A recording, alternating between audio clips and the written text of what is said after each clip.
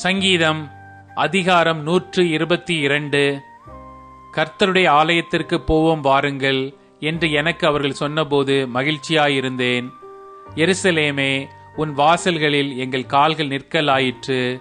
எருசலேம் இசை வினைப்பான நகரமாய் கட்டப்பட்டிருக்கிறது. அங்கே இஸ்ரவேலுக்கு சாட்சியாக கர்த்தருடைய ஜனங்களாகிய கோத்திரங்கள் கர்த்தரின் நாமத்தை ஸ்தோத்தரிப்பதற்கு போகும். அங்கே தாவீதின் வம்சத்தாருடைய சிங்காசனங்கள் ஆகிய நியாயாசனங்கள் வைக்கப்பட்டிருக்கிறது.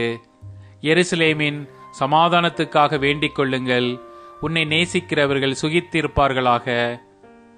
உன் அலங்கத்திற்குள்ளே சமாதானமும் உன் அரமனைகளுக்குள்ளே சுகமும் இருப்பதாக. என் சகோதரர் நிமித்தமும் என் சிநேகிதர் நிமித்தமும் உன்னில் சமாதானம் இருப்பதாக என்பேன். எங்கள் தேவனாகிய கர்த்தரின் ஆலயத்தின் நிமித்தம் உனக்கு நன்மையுண்டாக தேடுவேன்.